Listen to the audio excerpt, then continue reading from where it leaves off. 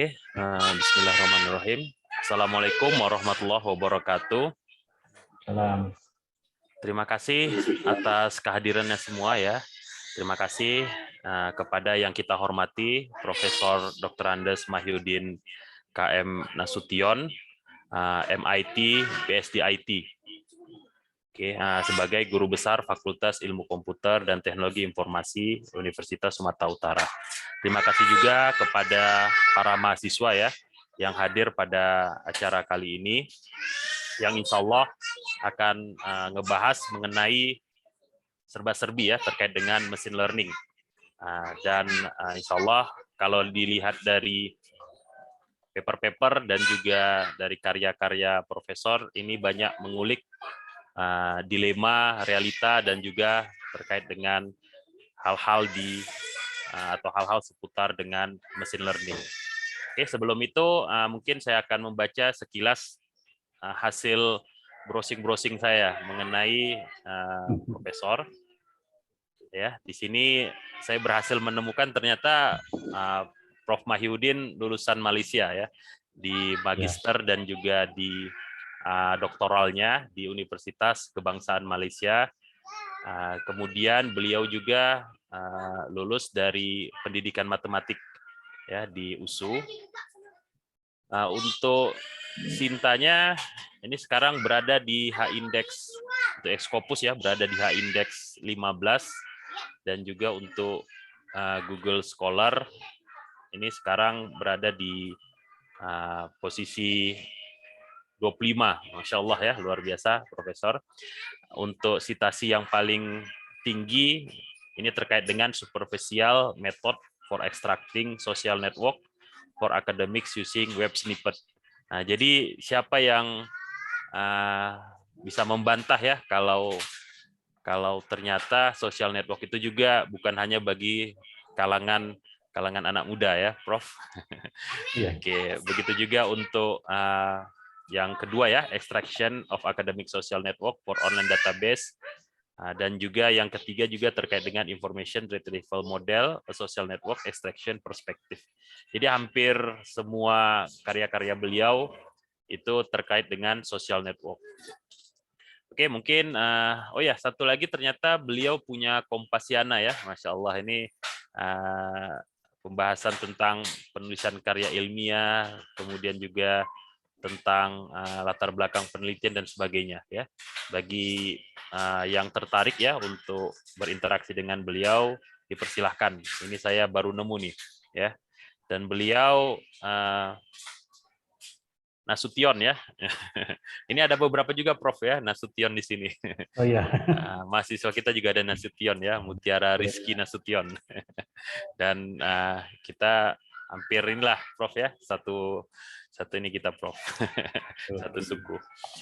Oke, tanpa membuang waktu lagi, kami persilahkan dengan segala hormat kepada Profesor Dr. Andes Mahyudin, MIT PhD, untuk menyampaikan pembahasan terkait dengan machine learning. Waktu dan tempat kami sediakan, Prof. Terima kasih. Assalamualaikum warahmatullahi wabarakatuh. Waalaikumsalam warahmatullahi wabarakatuh. Oh, sebelum dilanjutkan ya, Sudah, izin Prof, sudah share ya. saya Baru lepas ya. Tadi mau dia. Oke.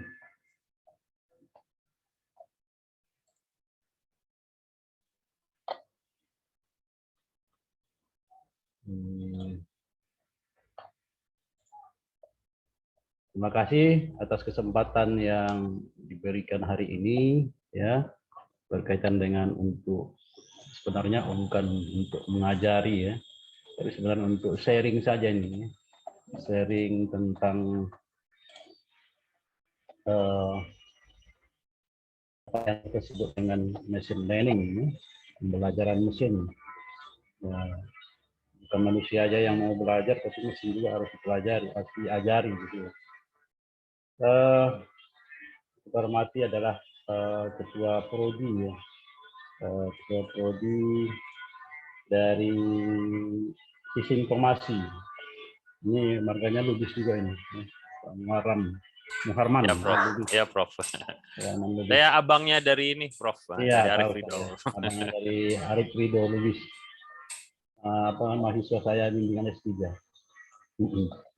Jadi ada kaitannya juga ini. Kaitannya juga marganya ada kaitannya, tapi sama-sama dari apa namanya? Tanah Batak Mandailing ya. Batak Mandailing. Kemudian juga berkaitan juga dengan hal-hal yang mungkin alumni agak sama juga ini ya. Dari Malaysia juga ya? Ya, Prof. Dari Malaysia juga. Saya di UAE-nya, Prof. UAE ya. Ya. Ya banyaklah kaitannya. Karena itu dia saya hobi dulu mengait-ngaitkan. Sebenarnya termasuk juga social network. Hobinya itu kan di situ semua itu, mengait-ngaitkan apa yang tidak terkait gitu. Oleh karena itu hari ini kita membahas tentang machine learning juga terkait dengan hal itu. Sebelum kita masuk ke situ, kita harus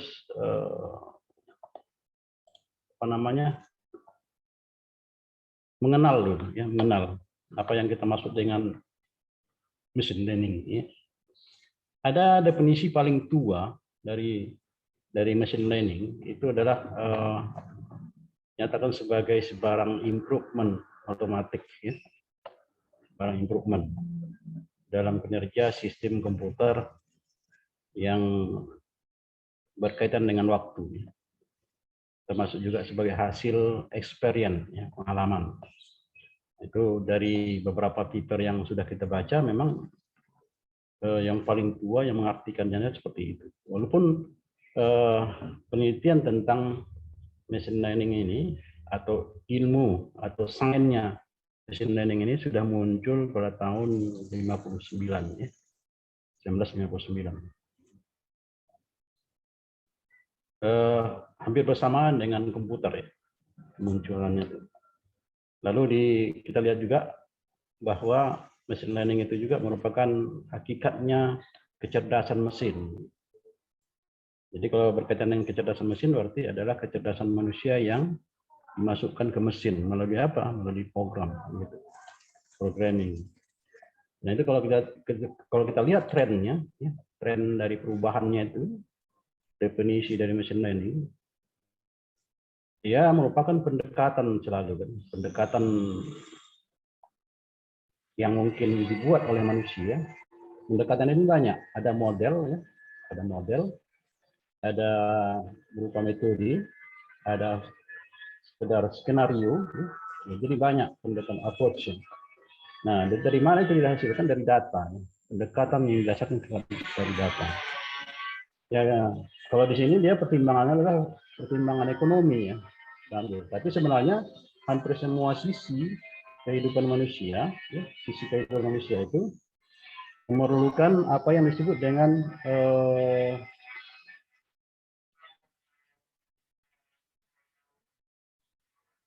intuisi dari kepentingan manusia.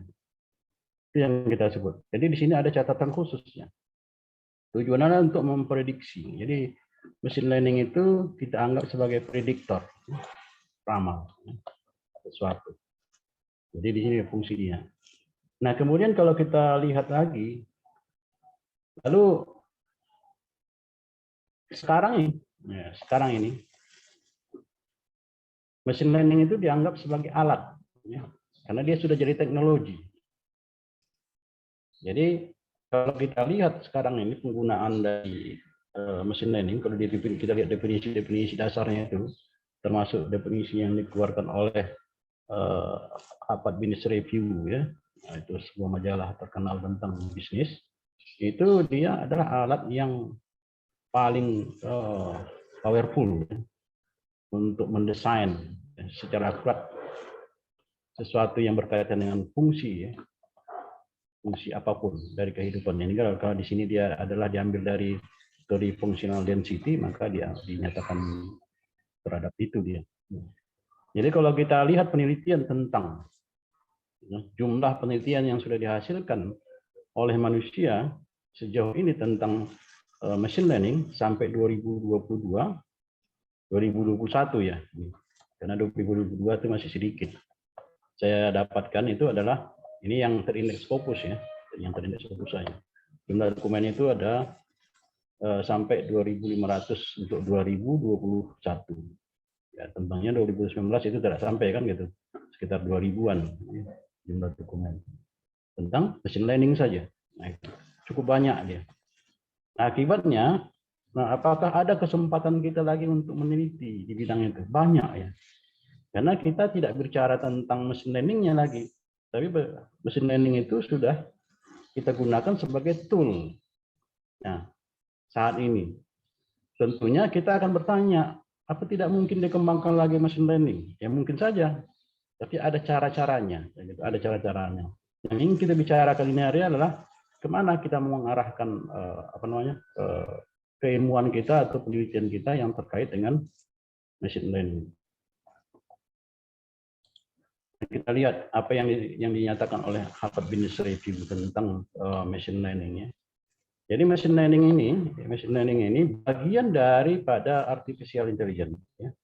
Jadi kalau kita lihat apa yang dimaksud dengan artificial intelligence itu juga berkaitan dengan computer science ya. Dia subset dari computer science.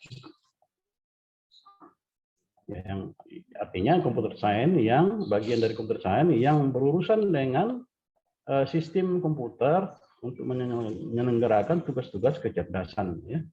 Tugas-tugas berkaitan dengan kecerdasan seperti singularity, ya, kesamaan, persamaan, hal-hal yang sifatnya superior, extraordinary, ya. Nah ini catatan khusus ini. Jadi bagi kita sekarang, ya, untuk kita sekarang ini, yang paling riskan itu adalah hal-hal yang sifatnya extraordinary atau sesuatu yang luar biasa, ya. Sesuatu yang misalnya kalau di bidang sistem informasi itu apa? Di bidang sistem informasi itu adalah hal-hal yang luar biasa itu adanya buzzer yang menggelembungkan informasi yang banyak sekali bertebaran di mana-mana ya terkait dengan sesuatu. Jadi ini sehingga kita menyusahkan kita untuk mengambil keputusan ya, melakukan klasifikasi dan mendeteksi masuk recognize, speak, dan translation. Nah, kuncinya dari sini adalah bagian dari machine learning adalah prediction. Jadi akibatnya dia machine learning yang gambar manusia ini ya, dengan gambar otaknya saja, gambar manusia, dari manusia itu ada turunan-turunan. Maka kita melihat bahwa machine learning itu berkaitan dengan algoritma untuk memprediksi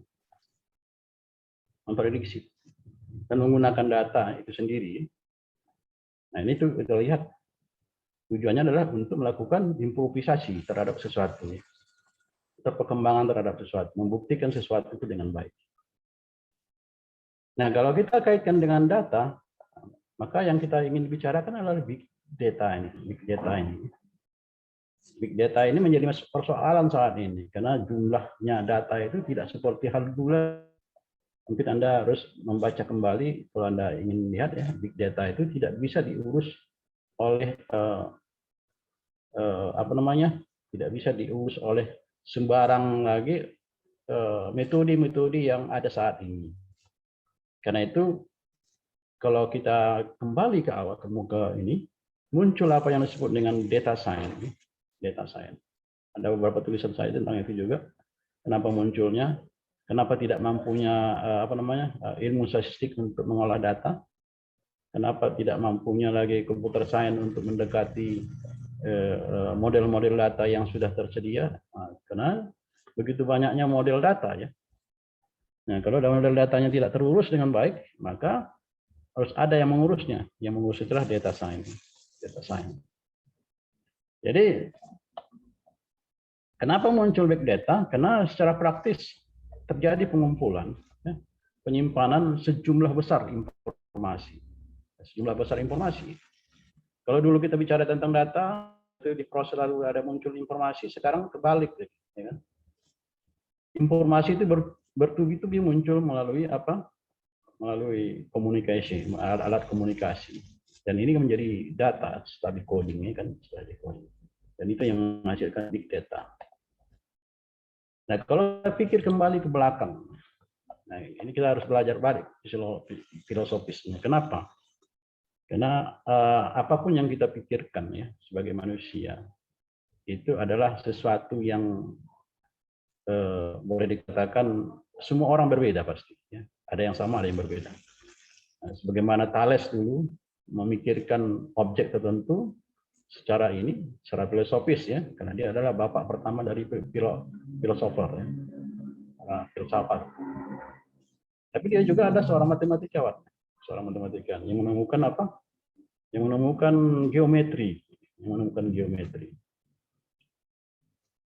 Ya, kenapa saya ungkapkan hal ini? Karena sebenarnya machine learning itu tidak bisa lepas dari ini, tidak bisa lepas dari hal ini. Pertama adalah kita harus tahu betul konsep dasar dari information dan juga data ya, yang digunakan oleh machine learning. Oleh karena itu, machine learning itu selalu berurusan dengan matematik. Ya.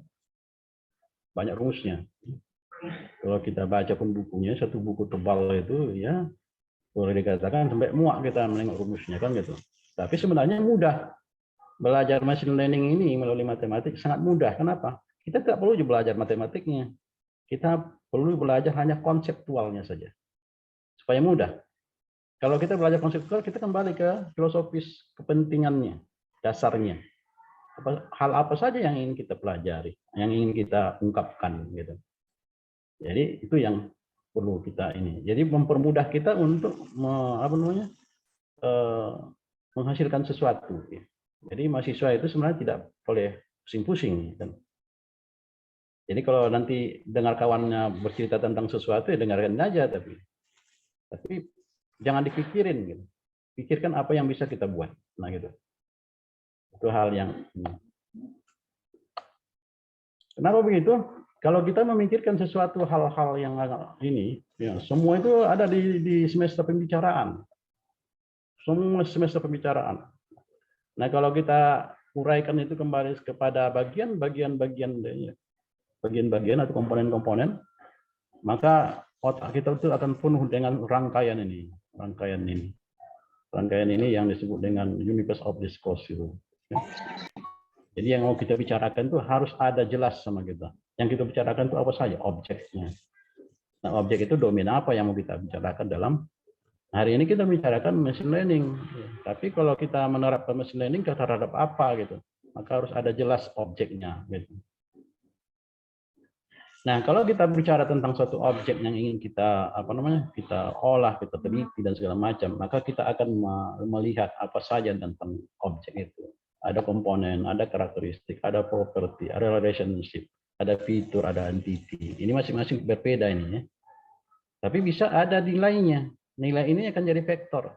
Nah, machine learning menggunakan vektor jadi menggunakan vektor nilai itu kan ada jadi vektor kan. Menggunakan vektor untuk diproses ya. Jadi ada dua sisi dia. Ada yang sudah standar, ada yang belum standar. Maka hal-hal yang belum standar akan di-compare dengan yang standarisasi. Maka jadilah dia machine learning ya, machine learning. Itu yang kita ingin lihat. Jadi bagaimana kita merecognize objek-objek di dalam semester pembicaraan itu, nah maka kita harus recognize dulu dari kita, ya dari sisi manusianya, baru diserahkan kepada mesinnya. Nah itu.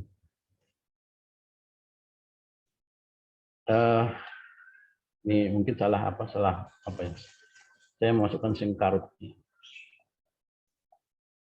Ada hal yang perlu kita lihat, ya. Nah ini. Jadi bagi Anda ini sebenarnya banyak hal. Ada dua hal yang berbeda. Nanti kita jelaskan dulu sedikit ya. Berkaitan dengan riset-riset yang terjadi di dunia berkaitan dengan objek tertentu. Ya. Apa objek itu yang kita pelajari? Nah ini kecenderungan di Indonesia ya, banyak. Kalau Anda dengar di kecenderungan di Indonesia itu banyak berkaitan dengan sentimen analisis. Nah, gitu. Mungkin di sistem informasi juga banyak nih yang ingin mengambil sentimen analisis ya, dari menggunakan machine learning. Nah kita lihat jumlah penelitian yang dilakukan dunia terhadap meneliti sentimen analisis dari segala sisi, itu jumlahnya cukup banyak per tahun. Dan yang paling tinggi itu adalah 2021, ada 3.000 judul. Start 3.000 judul. Ini yang terindeks saja ya. Yang tidak terindeks nggak tahu lagi ya. Indeks Scopus saja nih.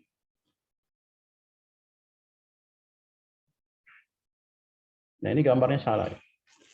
Nah kemudian yang terbesar itu adalah berasal dari Cina. Ini warnanya salah masuk nih. Yang merah seharusnya yang ini ya. Ini merah ini.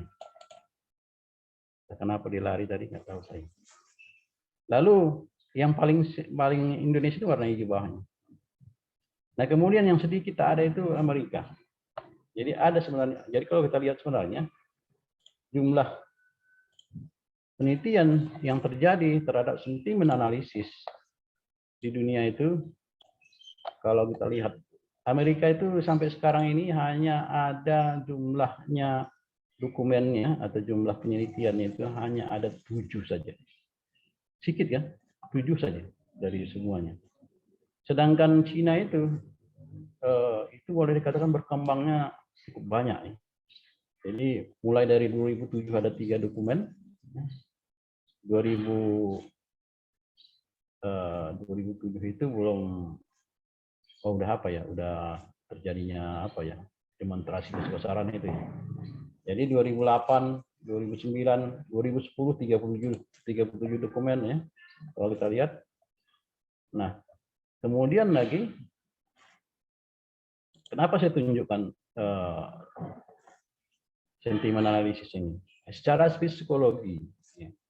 Jadi kalau kita lihat machine learning ini ya, kemampuannya itu juga masuk pada sentimen analisis kan gitu, kemampuan prosesnya. Jadi di apa namanya, kalau kita lihat kembali, ini kan sentimen analisis ini kan hasilnya kan hanya sebentar saja, tidak bertahan lama karena dia dinamikanya cukup apa namanya, cukup banyak ya, cukup ini. Apa yang berlaku ini hari besok belum tentu berlaku kan gitu. Nah kemudian lagi adalah secara psikologi para mengkaji sentimen analisis ini ya, itu dianggap sign-nya rendah, tidak baik, tidak cukup, ya rendah lah mutunya ya. Sign-nya rendah. Karena itu kalau kita lihat negara-negara yang seperti Cina, kenapa muncul banyak sentimen analisis? Karena perekonomiannya kan dalam keadaan terpaksa kan, sosialnya kan terpaksa, artinya hubungannya terlampau kuat. Sama seperti Indonesia kan, hubungannya terlampau kuat. Nah, kalau kita Amerika itu hanya 7 dokumen dari sekian juta, dari 3.000 dokumen. Ya. Maka artinya apa? Artinya adalah bahwa mereka itu bebas merdeka. Gitu. Itu salah satu. Nah, kalau kita lihat dari machine learning, ini yang sebelah kanan nih ya, machine learning itu untuk Indonesia itu 160 dokumen nih. Nah, hanya walaupun tapi walaupun dia sedikit ya terkait dengan sentimen analisis, tapi kecenderungannya naik. Jadi kajian atau pembelajaran machine learning, pendidikan machine learning, ya mata kuliahnya itu banyak diterapkan juga ke sentimen analisis di Indonesia. Nah, ini harus hati-hati. Gitu. Kenapa saya anggap ini sebagai sengkarut? Karena sign-nya tidak ada di sini. Dia hanya penggunaan teknologi, machine learning-nya saja. Tidak ada pengembangan sign baru. Metodologi pun juga demikian. Ya. Metodenya juga tidak mendasar sekali. Sehingga metode yang digunakan juga tidak banyak berubah terhadap sentimen analisis. Jadi sentimen analisis ini bagi negara-negara yang pada umumnya mengkaji, banyak ilmuwan yang mengkaji sentimen analisis, itu tidak akan mengembangkan apa-apa. Tidak mengembangkan apa-apa selain daripada membuang energi untuk mengkajinya. Nah, kita lihat dari segi sains. Ini sangkarut ya, sains. Nah, kenapa kita bicara tentang sains? Jadi kalau kita lihat sains, objek yang kita bicarakan dalam machine learning adalah sesuatu yang ingin kita lihat hasilnya. Jadi objek itu sendiri menjadi benda pembelajaran, sesuatu yang menjadi pembelajaran bagi mesin yang nanti luarannya juga akan menjadi satu sains baru atau sesuatu yang menghasilkan metode. Mestinya begitu dia, riset-riset dari machine learning. Karena dia hanya membandingkan dua hal saja, yang standar dengan yang tidak standar, atau menghasilkan sesuatu yang standarisasi. Ya, ini seorang ilmuwan yang menggambarkan tentang universe of discourse sebagai siput, cangkang siput, atau boleh katakan tiruan dari telinga. Gimana Anda lihat ini? Nah, ini banyak ya kan? Ini kan machine learning, pembelajaran mesin. Jadi artinya apa? Artinya adalah untuk menghalangi, untuk membuang noise. Dari machine learning ini kan noise-nya kan dibuang. Kalau ada data kita kan harus noise-nya dibuang. Bagaimana machine learning itu membuang noise-nya dengan cara model seperti ini, gambar siput dan atau telinga ini ya. Ini konsepnya. Ini dihasilkan oleh Dr. Fallon. Itu kalau kita lihat. Nah, kemudian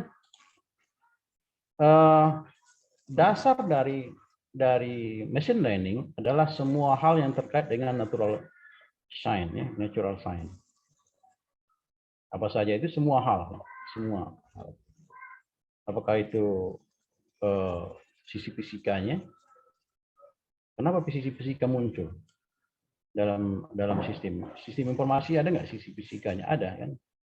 Jadi kalau sisi fisikanya, bagaimana kita menangkap suara? Itu kan fisika kan? Bagaimana kita menangkap suara supaya jelas, ya? Seperti halnya mesin-mesin yang menangkap suara kemudian menerjemahkannya ke dalam apa? Kata-kata kan?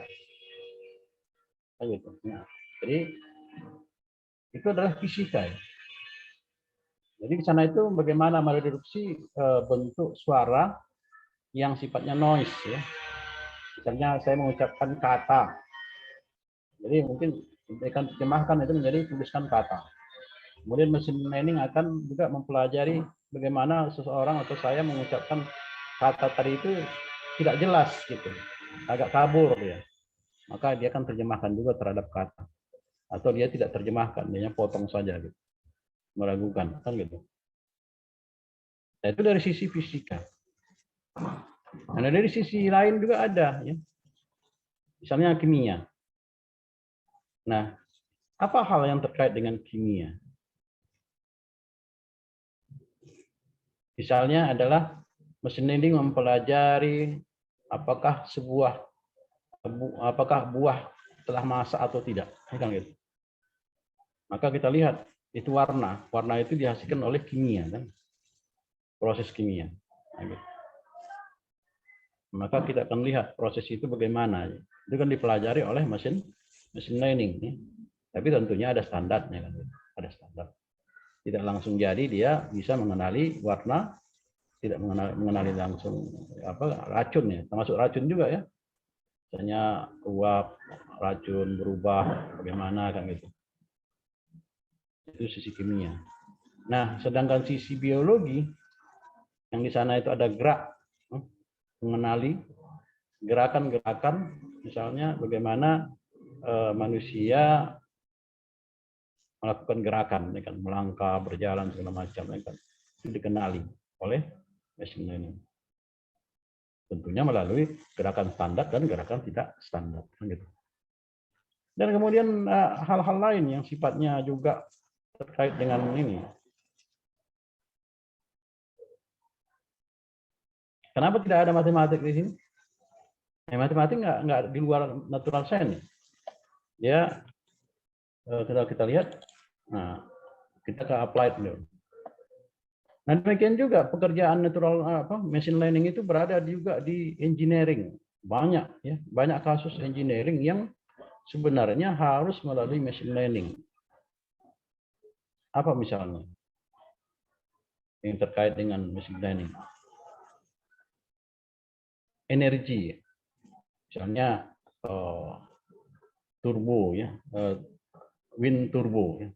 Turbin angin. Nah, turbin angin harus dipelajari karena angin itu kan bergerak tidak sesuai dengan banyak kan. Ada lemah, ada kuat, ada segala macam kan. Jadi secara engineering kita harus mengenali ya supaya apa?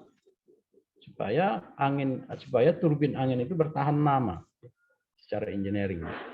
Maka kita harus ungkapkan materi apa yang sesuai untuk turbin angin atau untuk pancangnya supaya dia bisa berputar. Nah, demikian juga dengan medicine.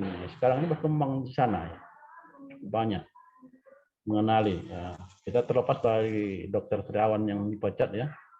Sebenarnya di sana itu medisinnya, machine learning-nya ada di situ juga.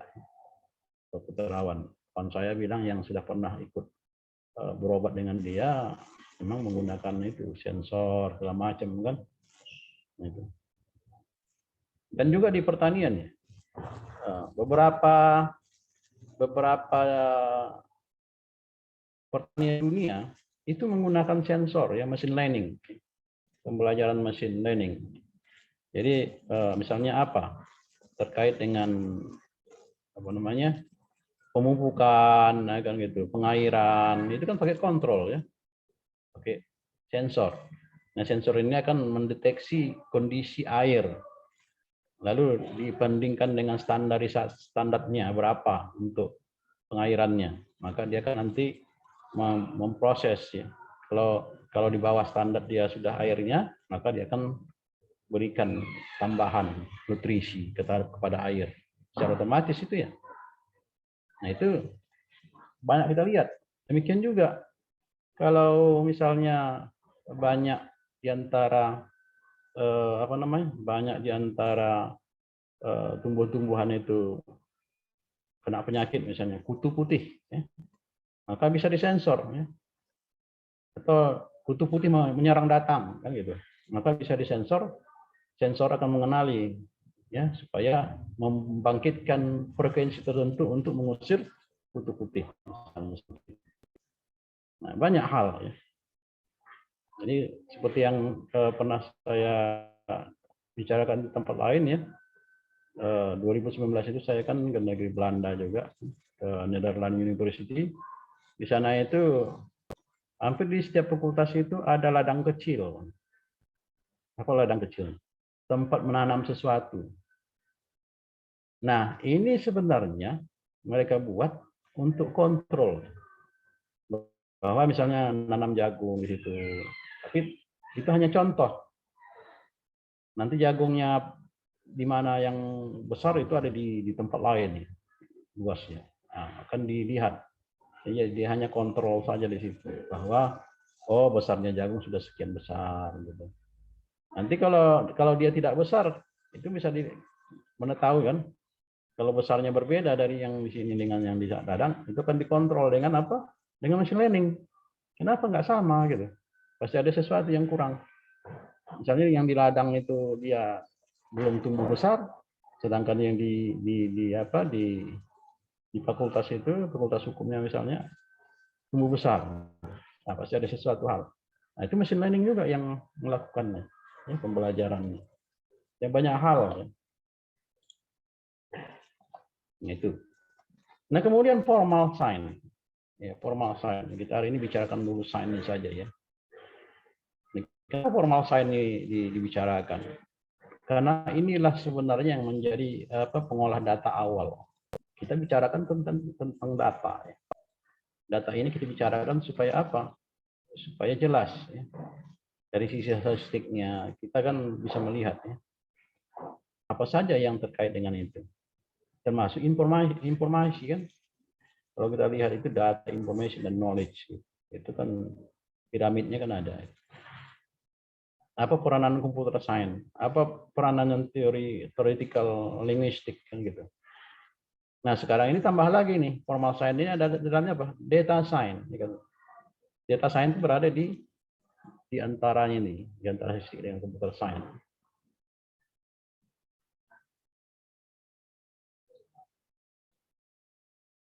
Nah, semua itu beririsan ya. Jadi kalau kita lihat apa irisannya computer science, data science, matematik itu irisannya ada di machine learning. Ya, ilmunya itu di machine learning. Jadi itu perbedaannya. Ya. Nah, kalau computer science berkutat dengan apa? Dengan segala hal yang terkait dengan bagaimana algoritma itu kinerjanya, kinerja algoritma. Ya. Sedangkan data science itu berkaitan dengan bagaimana data itu bisa diproses dengan cepat. Ya, jadi berkaitan dengan model atau manajemen data ya. Nah, itu data science. Ya. Machine learning di mana? Machine learning berada di semua itu, di daerah itu, kan gitu. Yang tujuannya adalah untuk mempelajari, ya, untuk mengajarkan bahwa apakah mengajarkan itu terhadap manusia secara tidak langsung, bagaimana caranya? Misalnya adalah kalau kita lihat ada data diproses, ada data pembanding. Oh, ini tak cocok hasilnya seperti diharapkan. Maka manusianya yang belajar duluan. Ya. Karena dia belajar duluan untuk menerapkan sesuatu supaya apa, menghasilkan sesuatu kan gitu. Yang dihasilkan adalah program. Gitu. Maka program yang bisa belajar kan gitu. Program yang bisa belajar namanya machine learning. Kayak gitu. Ini pengembangannya kan. Jadi segala macam formal science. Jadi kalau kita lihat formal science ini berkutat di semua objek. Ya. Kemudian ada masalah. Nah mungkin bagi sistem information system ya, information system ini kan kalau di tempat lain kan itu agak mirip seperti perpustakaan ya, program studinya perpustakaan. Kalau teknologi informasi seperti yang kami punya itu ada juga itu yang dulu komentar dari Harvard Business Review. Sebenarnya kalau dunia mau maju katanya sebaiknya prodi-prodi yang berbau program berbau teknologi informasi, karena sistem informasi kan menggunakan juga teknologi informasi kan. Contohnya menggunakan komputer, menggunakan juga alat-alat lain kan gitu. Pokoknya teknologi digunakan oleh sistem informasi kan. Hampir tidak ada bedanya ya. Jadi apa kata Harvard Business Review? Sebaiknya ilmu-ilmu seperti ini itu tidak diperlukan lagi gitu ya. Karena tidak akan berkembang dia, method. Nah gitu. Kembalilah ke sains komputer. Nah, bagaimana kita mengatasi itu supaya mahasiswa kita tetap berkembang dan bisa berkembang dan bisa menghasilkan sesuatu yang lebih baik dan berbeda dengan yang lain? Maka kita harus memberikan sesuatu yang sifatnya pembeda. Nah, bagaimana caranya? Kita harus melihat ketika suatu program studi itu dinyatakan atau didirikan, ya, di-establish, maka sebenarnya dia sudah membuat framework, melakukan framework terhadap satu keilmuan. Nah, framework ini yang harus diperjelas, dan gitu. Nah, dengan cara apa? Dengan cara adalah seperti ini. Apakah machine learning kita masuk ke dalam sistem informasi atau di luar itu, misalnya seperti itu. Itu framework. Maka kita harus membangun. Nah, kalau tidak terjadi framework itu, ya. Jadi kalau kita lihat di pengembangan sains dan kajian program, ya, itu harus vertikal. Ya. Maka kita harus menghasilkan suatu kontribusi yang sifatnya inovasi. Nah, ini yang harus ditumbuhkan. Nah, kalau ini tidak muncul dari program studi, maka artinya dia sudah tidak diperlukan lagi. Nah itu. Machine learning juga demikian. Nah, kita masuk ke complexity. Apa sebenarnya yang menjadi masalah? Kenapa begitu banyak munculnya bidang kajian keilmuan? Kenapa banyak kali bidang kajian seperti itu? Karena masalah complexity. Di dalam pengetahuan manusia, itu kalau tidak ada framework, ya, maka begitu kompleks pemikirannya.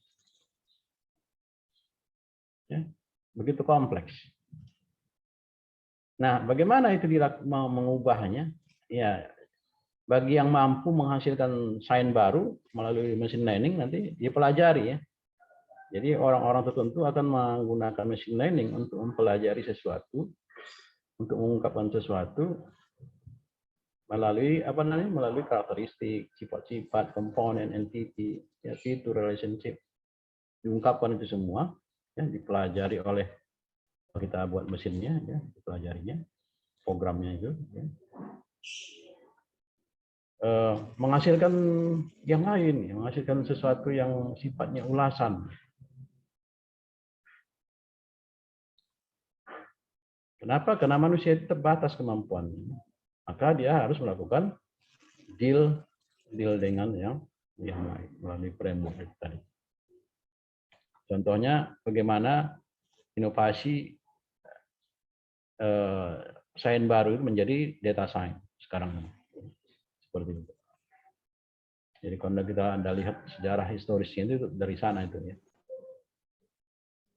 Karena itu di dalam data science juga ada pembelajaran machine learning. Apa yang menjadi masalah di kita ya, di Indonesia pada umumnya? Ini yang tak jelas ini. Kadang-kadang orang berpikir dia linear, kadang-kadang dia tidak linear. Sebenarnya nggak perlu ya. Apalagi kita berkaitan dengan MBKM ya kan. Apa MBKM? Kampus Merdeka kan, dan Merdeka Belajar. Maka sebenarnya yang linearin nggak perlu, non linearin juga nggak perlu. Kenapa dua-dua tidak perlu? Karena kita bisa aja mana yang penting kita lihat, multiple disiplin keilmuan yang kita ingin bangun dari satu sisi ya, satu bidang keilmuan yang ingin kita bangun dengan baik ya. Maka kita pelajari sisi yang satu, sisi yang lainnya kita pelajari gitu.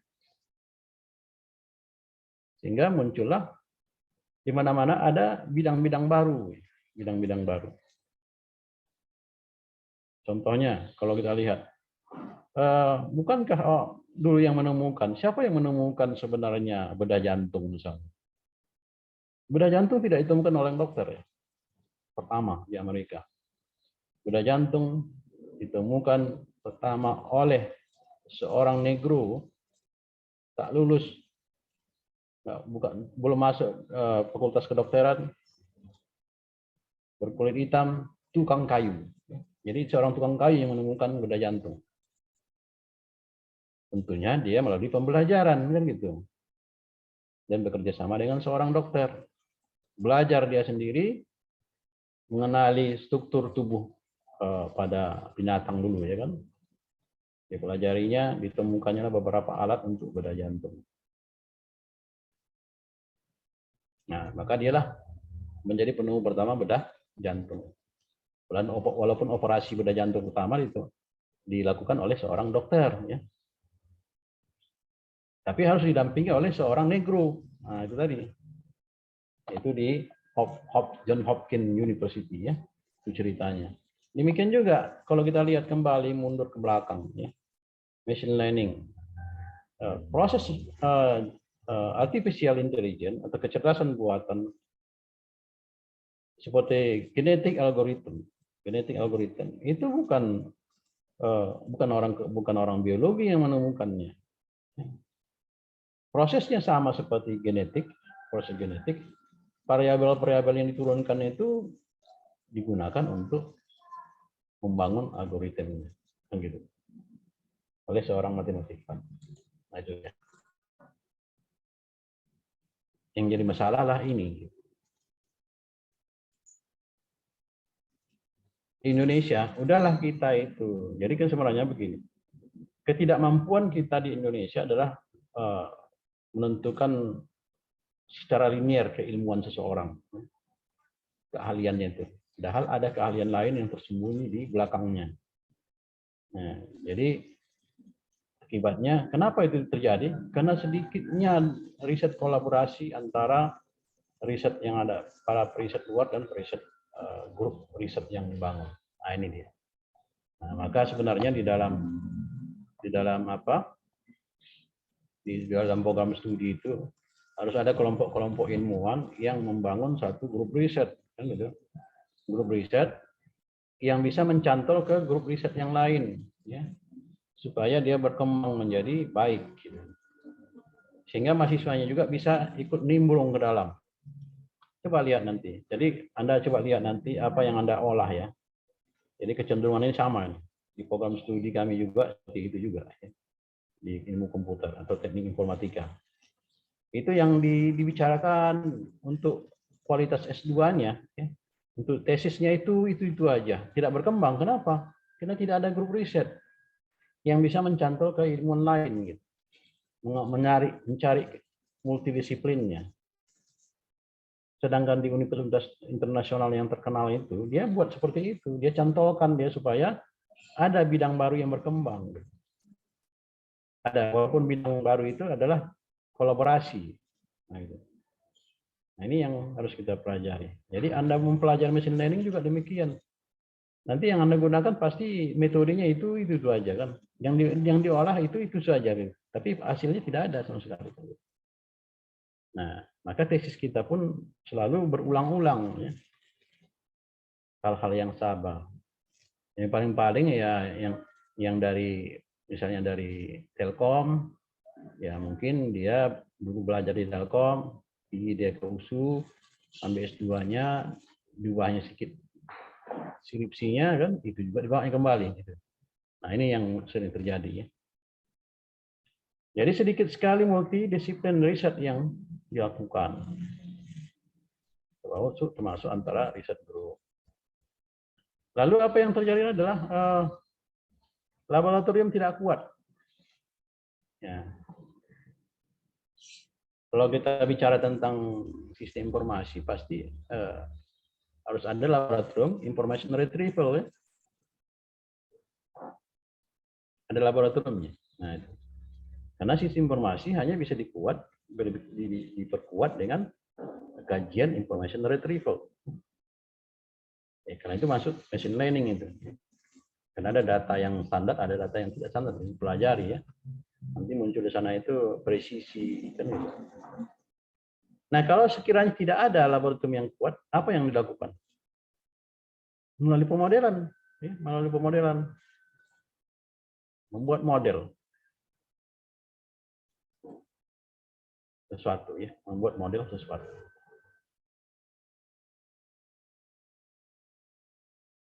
Nah, kalau ini lain lagi nih, tidak kondusif untuk melakukan riset, ya. Ini banyak masalah di perguruan tinggi di Indonesia. Kenapa? Ya, jarang ada misalnya. Kalau di perguruan tinggi itu jarang ada misalnya apa namanya, rumah riset atau rumah apa namanya itu. Jadi tempat barang-barang kita untuk membeli barang standar, melaksanakan riset itu tidak ada misalnya. Kalau bagi ini kan perlu, ya. Misalnya.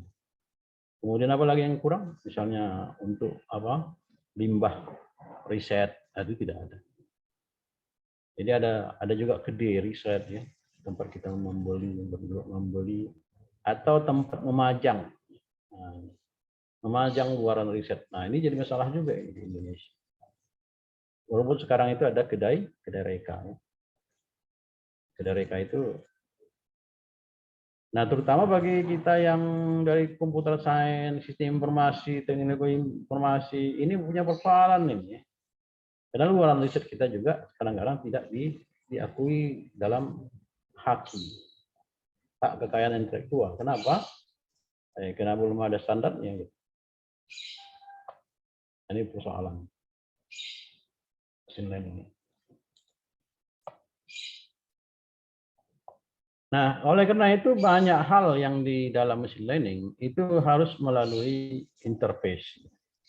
Apa? Karena tadi ada modelan, interface. Karena komputer itu tidak bisa bekerja walaupun kita buat program dengan baik melalui algoritma yang sudah disiapkan, melalui algoritma yang sudah dirumuskan. Apa bedanya? Algoritma yang sudah disiapkan itu artinya program, yang sudah dirumuskan artinya udah ada ujinya, uji program. Jadi kalau kita lihat komputer itu bekerjanya hanya sebagai pelaksana kegiatan dari program itu. Apakah di situ ada machine learning atau tidak, itu tidak jelas. Maka harus ada interface. Misalnya, kalau kita ingin membangun machine learning-nya, maka harus ada data standarnya. Nah, data standar ini selalu ada di mana-mana. Maka harus adalah pencari atau interface yang berkaitan dengan. Ya, paling tidak interface itu antara manusia dengan komputer.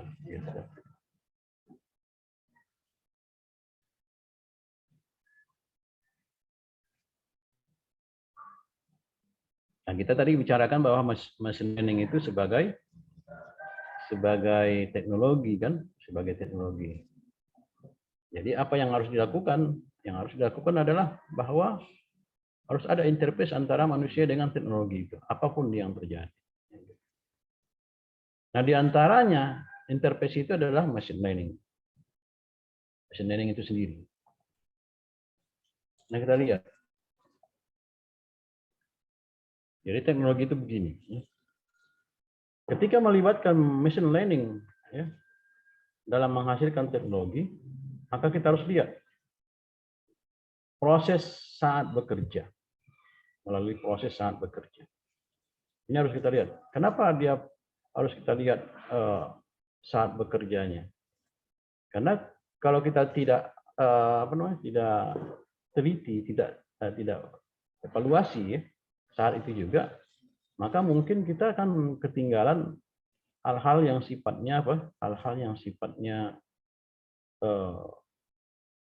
di luar daripada yang diharapkan. Misalnya ada sesuatu titik yang di luar nilai yang standarnya atau rata-ratanya, maka saat bekerjanya itu harus dilihat. Nah, kemudian ada learning after. Jadi setelah dia bekerja kita lihat juga. Itu apa kita melihat? Jadi machine learning itu begitu modelnya ya. Jadi saat dia bekerja kita lihat. Saat setelah melakukan kita lihat juga. Kenapa? Karena mungkin saja yang kita proses ini datanya tidak sesuai. Yang dipelajarinya data itu tidak sesuai. Maka kita harus lakukan apa? Nah, sekarang ini muncul apa yang disebut dengan data curation. Data curation. Di banyak tempat itu digunakan orang. Kurasi data. Kalau ini dulu dewan kurasi itu ada di mana aja. Sama dengan dewan redaksi ya. Dewan redaksi itu untuk jurnal dan untuk koran misalnya. Kalau di data itu data kurasi data. Nah, kurasi ini dulu terkenal di film ya. Dewan kurasi itu ada di film ya. Jadi BSF misalnya. Jadi Badan Standar Nasional Film Indonesia itu ada dewan kurasinya. So, ini juga harus ada. Jadi dia akan melihat data itu bagaimana ya setelah melakukan pekerjaan. Kemudian learning before, ketika melakukan pekerjaan masa lalu. Nah, ini yang selalu kita lihat. Kalau kita melihat ya, kalau kita melihat secara psikologi, ya, banyak orang melakukan penelitian sekarang itu sebenarnya contohnya seperti yang saudara Arif Ridho lakukan. Ya. Itu dia kan mencari kata-kata yang sering muncul diucapkan oleh seseorang. Kenapa kata ini sering muncul? diucapkannya, walaupun tidak pernah dilakukannya. Misalnya seperti itu. Nah, itu ada faktor behind, ya, latar belakangnya. Kenapa? Karena dulu dia pernah melakukannya sebelum itu, jauh sebelum itu. Jadi sebenarnya kita memforensik perilaku sebelumnya. Ini ketika melakukan pekerjaan masa lalu. Jadi learning before. Jadi sebenarnya kita melakukan ini, ya, melibatkan ML ini, algoritma untuk memanage project, ya, memanage project yang kita perlukan untuk sejumlah besar data, ya, yang terkait dengan project itu, agar fungsinya berlaku secara efektif.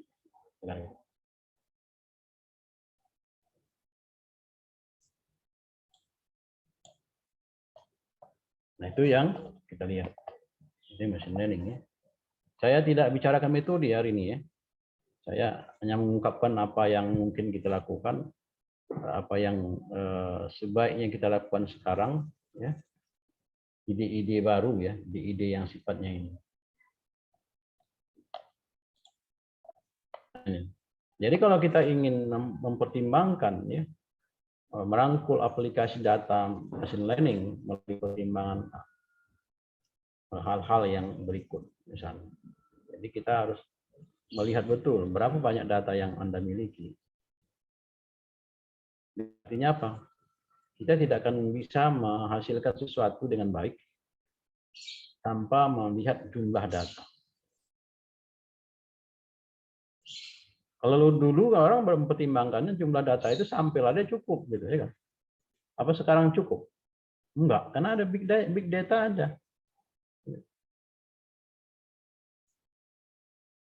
Ada hal-hal tertentu yang harus kita lihat. Jadi saya juga teliti bahwa kalau kita akses langsung big datanya, apakah kalaupun jumlahnya hanya 10 data, apakah itu sudah mewakili sampel? Bisa, ya. Karena secara acak ternyata bisa. Ada paper saya seperti itu. Saya sudah buktikan deh. Jadi berapa relevan? Jadi kalau jumlah datanya itu misalnya kecil, tidak pernah diuji, ya. Jadi kalau kita kembali ke teori statistik, ya, menggunakan machine learning, ya. Machine learning ini kan bisa juga menggunakan statistik, kan, pembelajaran. Jadi kita harus pertimbangkan adalah misalnya jumlah data itu berapa besar? Kan standarnya cuma 30 minimal, 30 data. Tapi kita ambil sedikit sekali, gitu. Maka bakal orang akan bertanya berapa relevan itu. Kenapa? Karena persoalannya adalah tidak pernah diuji, gitu. Ya kan, tidak pernah diuji. Nah, bagaimana kita bisa menguji kalau kita tidak punya data kelengkapannya? Kelengkapan data itu sendiri. Jadi, sekiranya kita menguji, pertama yang kita uji adalah data itu apakah dia acak atau tidak. Ini akan menentukan dia relevansinya. Nah, kemudian kita akan melihat data ini data apa. Kalau sifatnya discrete, oke. Kalau sifatnya kontinu, oke. Tapi ada data yang sifatnya juga tidak kontinu, tidak ini. Dia sifatnya adalah stokastik, misalnya.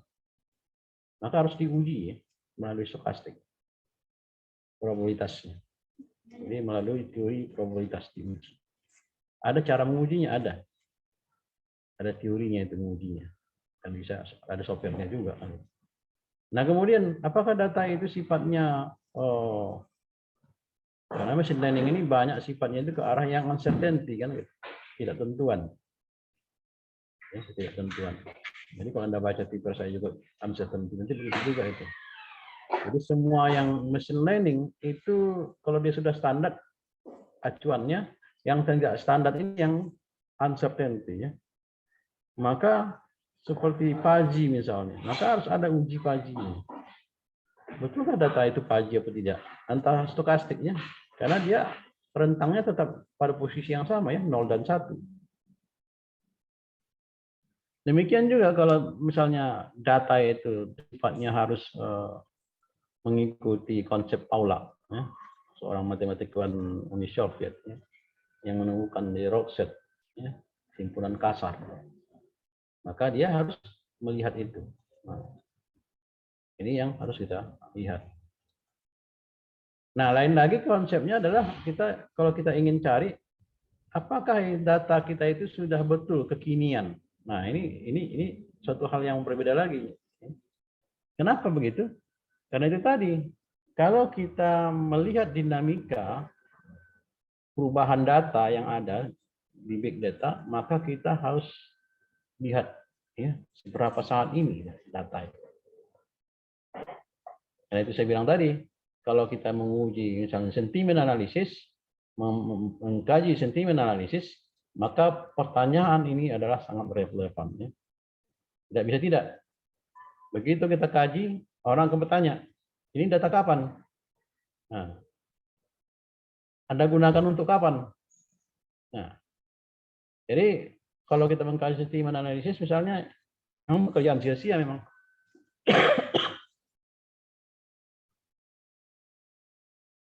Jadi itu yang terkait dengan itu. Kemudian bagaimana itu divalidasi? Dan bagaimana data itu divalidasi? Ini menjadi persoalan nih.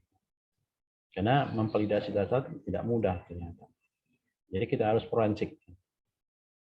Apakah data itu yang betul-betul trust-nya benar apa tidak? Maka pertama yang dihasilkan kalau kita belajar machine learning, di machine learning adalah ada konsep information retrieval, ya.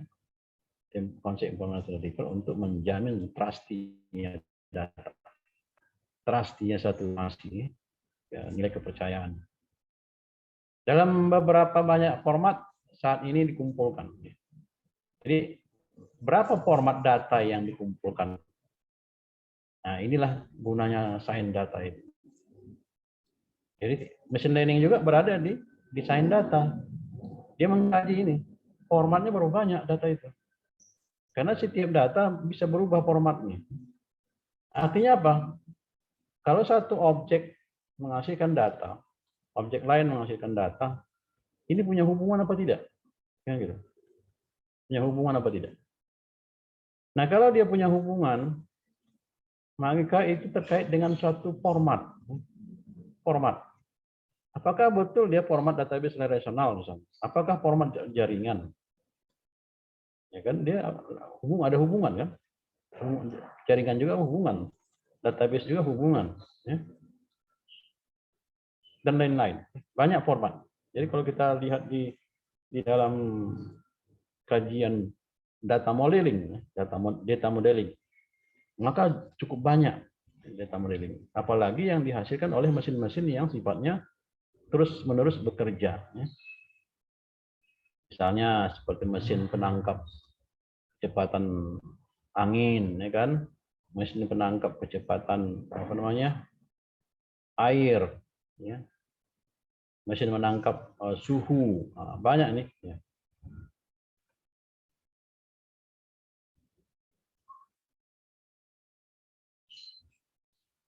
Nah kemudian kita lihat, kita bisa juga membandingkan. Machine learning itu kan gunanya adalah untuk membantu manusia, ya. Prinsipnya kan begini.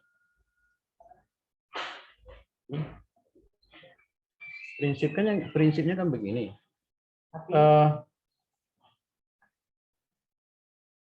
Kalau data itu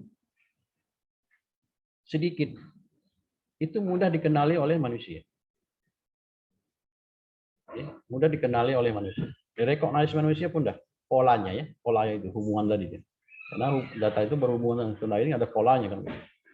Direkognize manusia. Nah kalau data itu cukup banyak, maka manusia tidak teliti lagi melihat pola itu. Maka harus ada mesin yang mengenalinya. Dengan cara bagaimana? Dengan cara pembelajaran mesin learning gitu. Jadi ada data standar, ada data tidak standar tadi. Nah, harus dibuat seperti itu.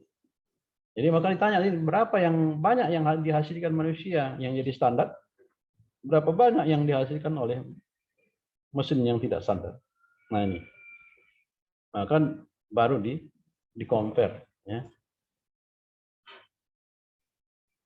Nah, itu machine learning. Lalu prosesnya, lalu kesenjangan besarnya di mana? Ya. Kesenjangan besar artinya apa? Ada gap. Ada gap. Nah, iya kalau polanya itu sama semua, pola standarnya sudah ditentukan semua. Ada nggak pola yang tidak standar, pola yang tidak distandarisasi? Nah, ini harus dilihat, ya. Harus dilihat. Itu ada gap di situ. Kemudian apa yang ingin kita capai? Itu yang lain lagi kan gitu. Lalu dinamikanya.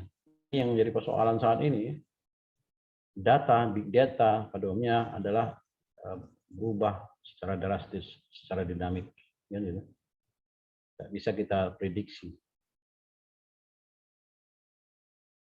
Nah, yang penting itu adalah bagaimana kita bisa mengikuti, bagaimana kita mampu. Jadi artinya machine learning yang hanya digunakan untuk menentukan pola data, mempelajarinya, juga harus mampu kita membuatnya menjadi mesin yang mampu mengantisipasi perubahan data,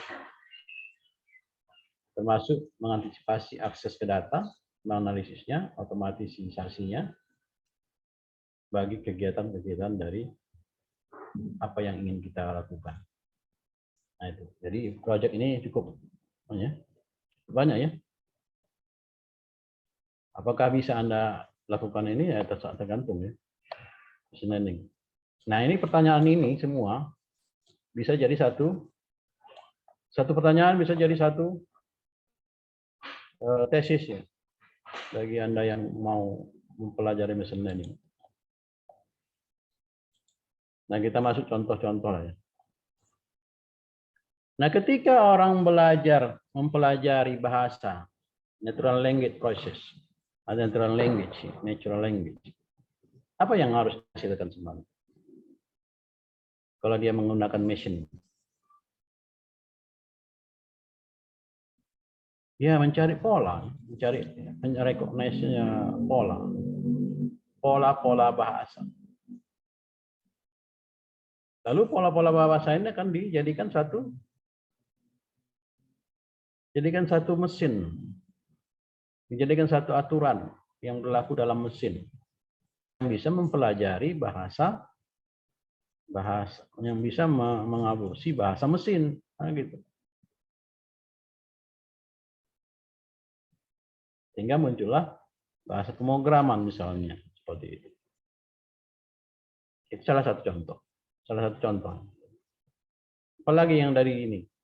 Nah, pernah Anda dengar bagaimana si Dr. Chen mengenal? Nah, ini kan Anda membelajarkan database-nya.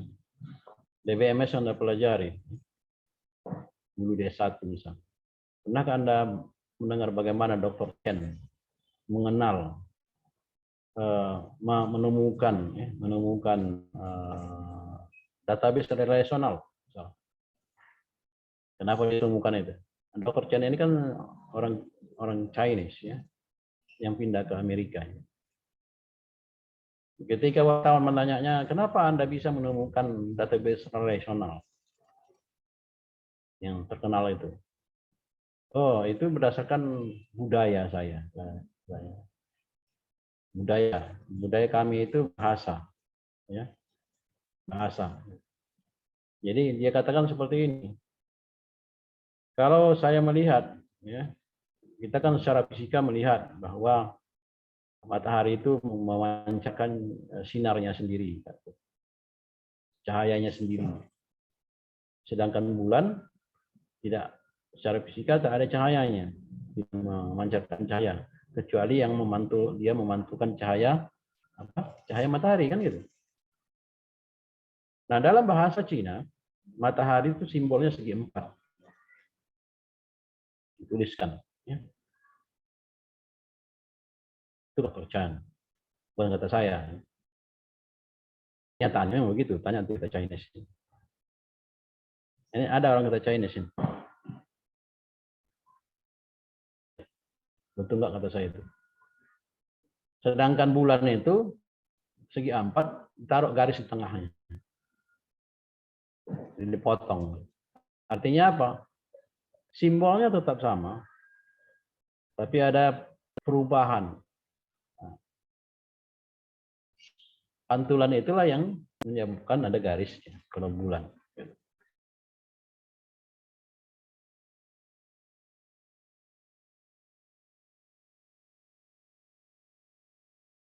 Itulah yang saya buat dalam database relasional. Maka setiap metadata dalam database relasional punya hubungan antara satu dengan yang lain. Dan ini juga lah yang dikonsep oleh si Paula. Ketika Jadeh menemukan Paji dan memutuskan hubungan-hubungan antara data melalui konsep fungsi keanggotaan itu, sekolah menemukan kembali ya, walaupun Jadeh sudah memutuskannya, saya temukan buat balik, sambung balik. Dia lakukan konsep yang lain lagi oleh Dr. Pollack dari Rusia. Jadeh dari Iran ya, yang di Amerika. Jadi kalau kita lihat NLP ya, yang banyak kita gunakan saat ini, termasuk juga memproses mempelajari atau mengungkapkan sentimen analisis ya, sentimen ya, walaupun itu tidak baik ya, tidak berfungsi dengan bukan tidak baik ya, mubazir kalau saya. Jadi meneliti sentimen analisis itu mubazir, energi kita mubazir. Adalah membantu komputer untuk memproses, menafsirkan, menganalisis bahasa manusia. Dan juga mengkarakteristiknya dengan menggunakan data bahasa alamiah. Berfungsi untuk menciptakan apa? Menciptakan ilmu-ilmu baru ya. Bukan mengungkapkan hal-hal yang sifatnya perilaku ya. Beda.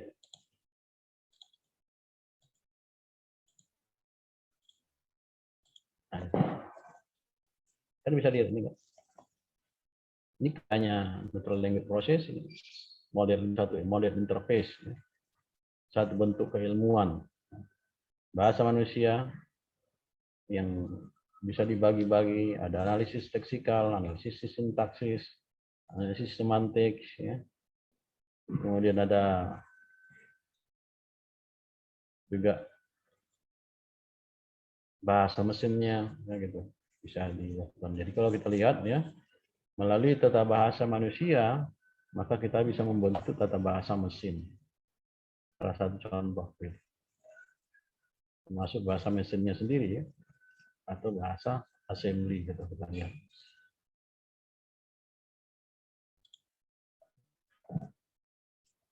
Ini yang saya bicarakan tadi, genetik algoritma engineering, rekayasa genetik. Jadi termasuk sebenarnya bahasa manusia juga itu mengungkapkan adanya genetik-genetik yang bisa diolah ya. Ternyata itu gitu ya. Kalau bahasa manusia itu misalnya kata membentuk kalimat,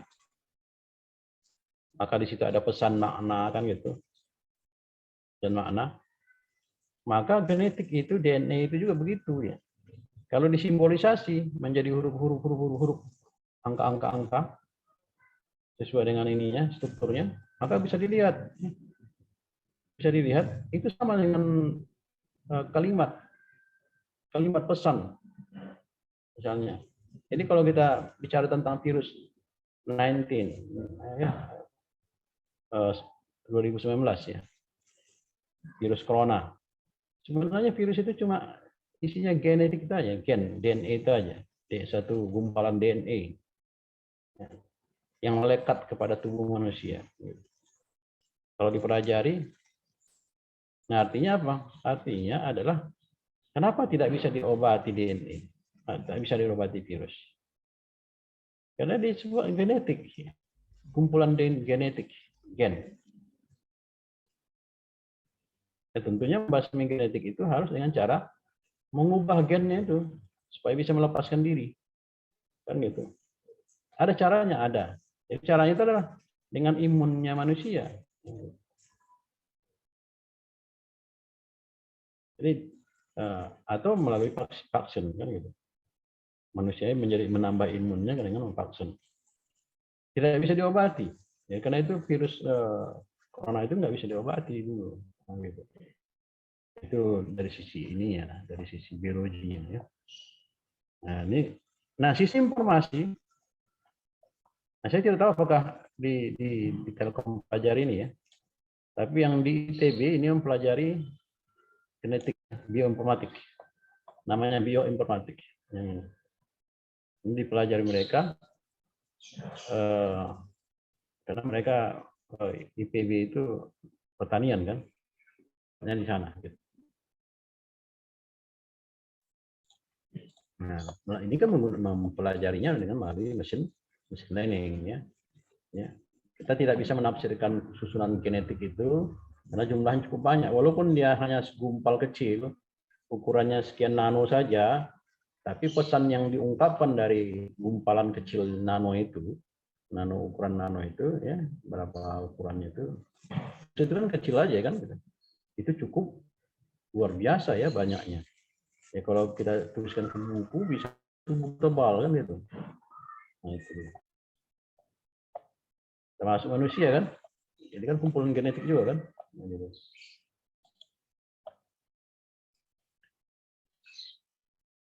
Nah ini juga dia. Jadi kalau kita lihat pembelajaran mesin itu juga bisa dilakukan untuk menganalisis struktur DNA, misalnya. Menganalisis struktur DNA melalui apa itu? Misalnya kita lihat manusia itu kan hobi dengan kecantikan. Salah satu, misalnya manusia itu ada kepang rambutnya, wanita itu punya kepang rambut ya supaya rapi kan gitu. Tapi orang matematik bilang itu bisa dibuat modelnya itu ya. Bisa dibuat modelnya itu jadi apa? Jadi anyaman gitu kan. Nah, jadi matematik itu ada teori anyamannya, ada kepang itu. Lalu setelah itu, ya hingga cukup seperti itu supaya bisa kita ubah mempelajari struktur DNA, mengenali struktur DNA melalui machine learning misalnya. Apa yang digunakan? Harus ada teori simpul ya, simpul. Nah, seperti ini. Maka DNA itu kan seperti simpul kan seperti ini. Gitu. Sudah lihat, ya kan? Ini seperti simpul kan? Ada yang lain kan? Nah kita harus dekati terus. Inilah gunanya machine learning. Jadi kita mempelajarinya dengan cara menggunakan grafik, ya kan? Grafik. Nah itu salah satu.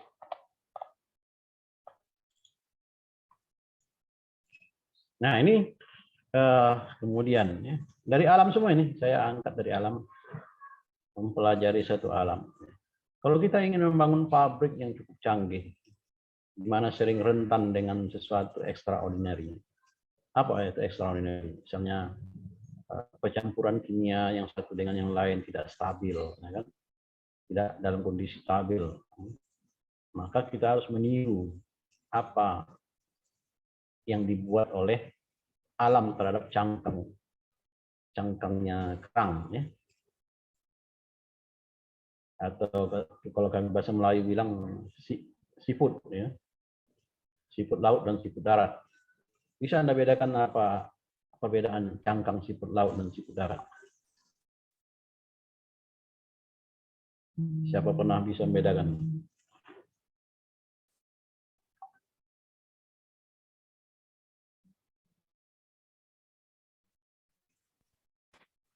Susah, Prof, untuk bedainnya. Susah ya? Ya. Mudah membedakannya. Cangkang seafood atau seperti keong darat itu kalau kita injak pecah aja itu, rapuh.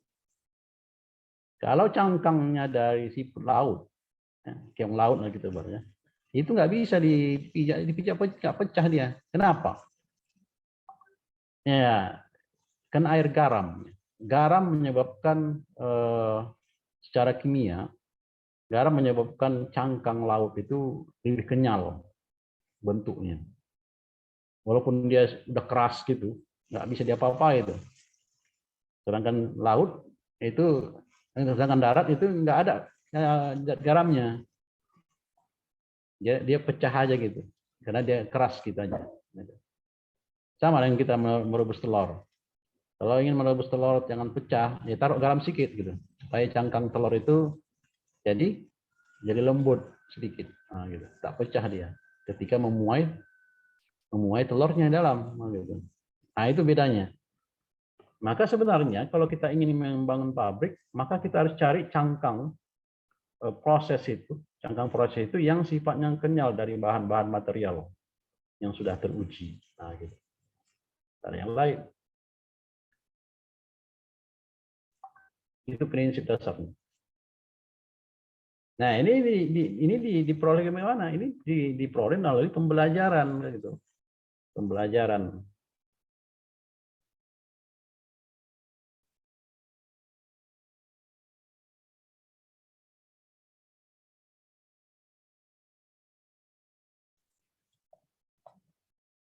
Oke. Nah, dengan cara pembelajaran itulah kita menemukan hal-hal baru, ya, yang mungkin. Ya. Jadi bagi Anda pun, ya saya tadi kan melarang kita untuk mengkaji sentimen analisis karena mubazir kan. Maka kita ingin menghasilkan sains baru atau keilmuan baru atau metode-metode yang baru yang bisa diungkapkan gitu melalui tesis-tesis, disertasi, melalui kajian-kajian riset dan gitu di Indonesia yang sekarang ini sangat lemah di Indonesia ya. Sedangkan di luar negeri itu kalau kita dengar itu kadang setiap hari muncul metode baru kan. Kadang muncul metode baru. Sedangkan kita jarang menemukan metode baru. Gitu. Nah itu yang. Jadi sains itu memerlukan pembelajaran, learningnya mesin, ya, melalui modeling, ya. Lalu turunkanlah, ya, mengalirkannya downstream, mengaplikasikannya dan menghasilkan sains baru. Oke, saya kira itu saja ya, Pak Arman dan adik-adik mahasiswa S2. Terima kasih, Prof, atas insight-nya. Oke, ya, Prof. Insya Allah. Terima kasih, Prof, atas insight-nya. Ada beberapa hal ya yang kita dapat ya, baik dari sisi yang ekstrim tadi saya dengar, Prof, terkait dengan usulan sistem informasi ya, Prof. Oke, ya tampaknya memang ini sebenarnya mirip dengan teknik industri juga, Prof. Ya. Iya. Jadi jurusan-jurusan yang dalam tanda kutip ya, Prof. Dibilang orang banci ya. Kayaknya perlu ada uniqueness juga. Terus juga tadi terkait dengan sentimen analisis, memang saya sering ya melihat sentimen analisis di banyak paper-paper yang ya kadang-kadang terasanya itu buat apa gitu. Apalagi kan sentimen namanya ya, orang yang sedang marah, orang yang sedang sedih. Biasanya kan besok juga udah hilang. Oke, juga tadi terkait dengan direction ya atau arah dari penelitian yang bisa kita lakukan, dan sesungguhnya itu memang cara lah yang bisa kita buat untuk mengoptimalkan pemanfaatan dari machine learning seperti tadi ya, DNA atau misalnya objek-objek yang ada di bumi, atau mungkin misalnya terkait dengan pengecekan diagnosa simptom dan seterusnya. Oke, kita akan masuk ke sesi tanya jawab ya, Prof. Mungkin sekitar 20 menit ya, Prof. Oke, bagi yang mau bertanya dipersilahkan bisa lewat kolom chat atau langsung bertanya kepada Profesor.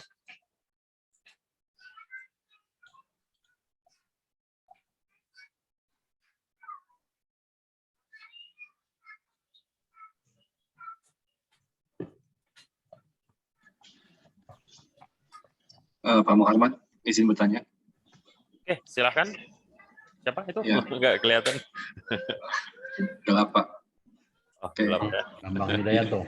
Oh, iya, Bambang. Pak. Mas Bambang. Silakan, Mas Bambang. Perkenalkan, Prof. Saya Bambang, mahasiswa Magister SI di Telkom University.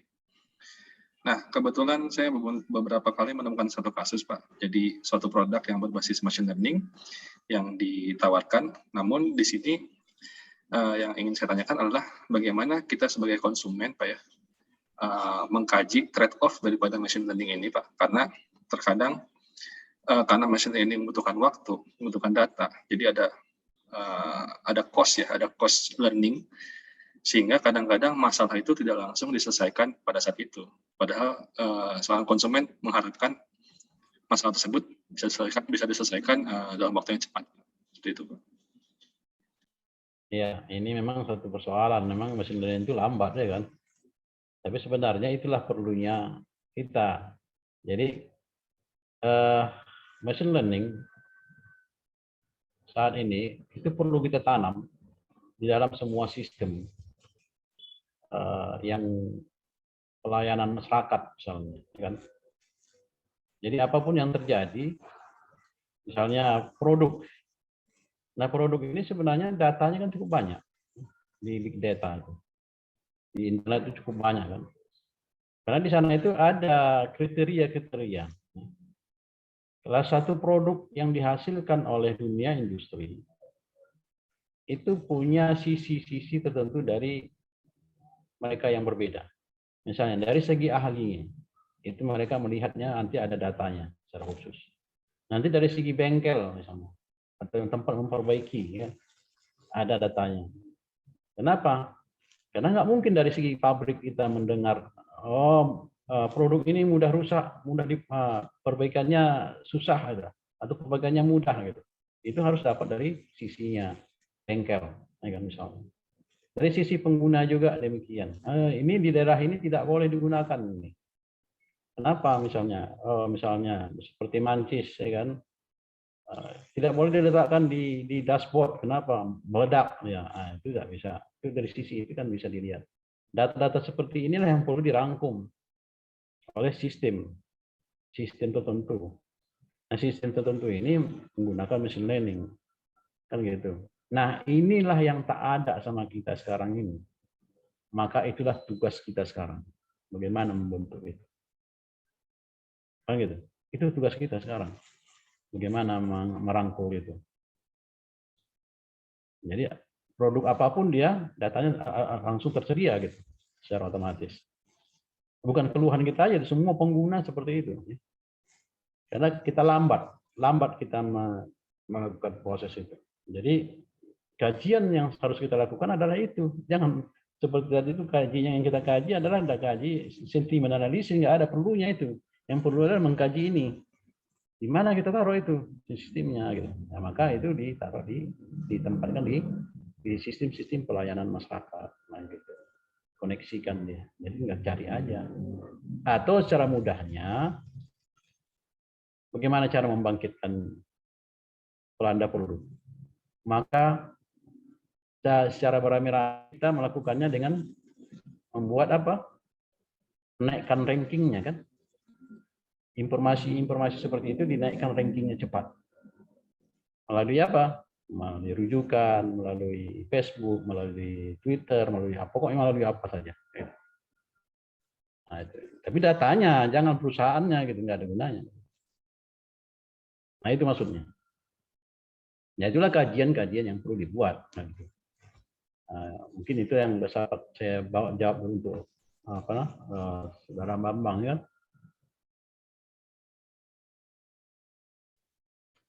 Mungkin masih butuh intervensi manusia ya, Pak ya? Iya. Nah, jadi kita sebenarnya bisa membuat mesin learning-nya. Apakah Anda bisa membuat mesin learning-nya? Terserah. Buat mesin learning-nya. Jadi mesinnya itu ya sistem yang ditanam di dalam sistem tertentu yang bekerja terus-menerus. Seperti apa namanya? Seperti NASA mendapatkan jumlah apa namanya? Atau seperti Google mengindeksnya semua, mengcrawling semua apa namanya? Semua web, ya kan? Nah, seperti itu. Mesin-mesin seperti itulah yang perlu kita buat. Jadi kita perlu mesin crawling untuk mendapatkan data itu semua secara ini. Nah, ya kalau bisa Anda buat ya suatu saat Anda akan sukses. Kalau Anda tidak kasih sama orang lain, itu tinggal Anda jual pada orang lain.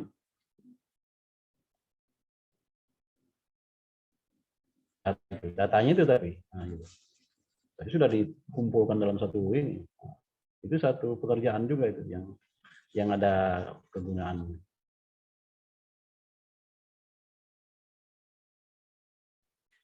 Oke. Terima kasih, Prof. Terima kasih, Prof. Ya. Jadi terkait dengan itu mungkin bisa dimanfaatkan ya analisa prediksi walaupun dengan jumlah terbatas dan sebagainya. Tapi memang kalau sudah bisa crawling langsung seperti real time-nya Google, nah itu lebih hebat lagi. Seperti itu. Nah, tapi kalau tidak bisa mungkin bisa digunakan yang limited ya, walaupun tentunya kualitas data juga dipertanyakan. Tapi paling tidak kita bisa decide ya something based on the limited data itu. Oke, mungkin berikutnya ini Prof ada pertanyaan lagi dari Fahdi Saidi. Nah, ini adik saya juga nih, Prof. Oh ya. Oke, silakan Fahdi. Iya, Prof. Perkenalkan, saya Fahdi Saidi Lubis, mahasiswa S2 Sistem Informasi, Prof. Izin bertanya, Prof. Kan di pembelajaran mesin itu kita itu harus mengumpulkan data untuk mentrainingnya, Prof. Kan. Bagaimana kita memvalidasi data training kita itu, Prof. Terkhusus untuk misalnya kayak di image processing gitu kan, Prof. Misalnya kita mau memperkenalkan misalnya kayak tumbuh-tumbuhan gitu, Prof. Apakah kita harus memvalidasi datanya itu ke misalnya kayak dosen pertanian gitu, Prof. Ya, itu, Prof. Memang dia kalau kita harus buat data standar, ya, namanya set data, data setnya. Data set ini dibangun, jadi kita harus membangun dulu data set. Itu harus melibatkan pakar yang terkait dengan itu. Nah, misalnya kalau dia berkaitan dengan daun, maka kita harus mencari orang yang pakar tentang daun di pertanian, kan gitu. Tidak bisa orang IT yang mengenali. Jadi harus orang yang terkait ya, tentang itu. Demikian juga bahasa ya, bahasa. Misalnya pattern recognition tentang entity relation, entity name ya, nama entity. Ya. Kan banyak itu. Dan bahasa Inggris ya, kalau bahasa Indonesia mungkin agak mudah. Bahasa Inggris kan agak payah, karena dia pakai artikel segala macam kan gitu. Itu harus orang bahasa yang mengenali, membuat polanya, mengenali pola itu. Nah, kita tinggal menerjemahkannya saja dalam pola mesinnya, nah, gitu. Jadi standarnya harus dibuat dulu, baru datang nanti yang tidak standar, yang belajar tentang kestandarisasi itu. Berapa dekat itu akan jadi dibuat seperti itu. Itu caranya. Tidak ada cara lain. Jadi ada cara manual dan ada cara yang tidak manual. Termasuk seperti yang saya buat juga itu. Walaupun saya menggunakan unsupervised pembelajaran untuk ekstraksi jaringan sosial, maka saya harus bangun. Bagaimana membangun data standarnya jaringan sosial? Menggunakan kuesioner. Ya. Misalnya kita kirim email melalui kuesioner Google kan, bisa dikirimkan ke orang-orang tertentu. Apakah Anda mengenal Sianu? Dan gitu. Nah, nanti kita daftarkan siapa aja yang Anda kenal di daftar ini, buat seperti itu. Nah, maka dia kan berarti dia sudah kenal kan, dia punya hubungan kan gitu. Contoh seperti itu. Ya, Prof. Terima kasih, Prof. Ya. Oke, terima kasih Profesor dan juga Fahdi. Memang standarisasi itu perlu ya. Kalau tidak ada standarisasi tentu reliabilitas data itu juga dipertanyakan gitu. Apakah memang ini sudah sesuai atau tidak gitu. Karena kan pastinya kita skeptis ya terkait dengan hal itu. Oke, berikutnya bagi ada yang mau bertanya silahkan. Ini tampaknya terjun bebas, Prof. Kenapa? Dari sekitar 80 ini tinggal 40 orang. sorenya mulai Sore ngantuk ya. ini. Udah Kalau mulai ini ngantuk. ke kafe ini memang ini kafe. Itu kayaknya kafe Iya. Prof di belakang bukan ya? Saya enggak, ini Oh bukan ya? rumah. Oh di rumah. Saya di Itu rumah. banyak buku Prof di kanan kiri, Masya Iya, Allah. karena saya di ruang baca saya. Oh gitu. Enak banget kayaknya Prof. Iya, sengaja dibentuk dari dulu dibangun di atas. Oke oke. Oke, bagi yang lain kalau ada yang mau bertanya silahkan.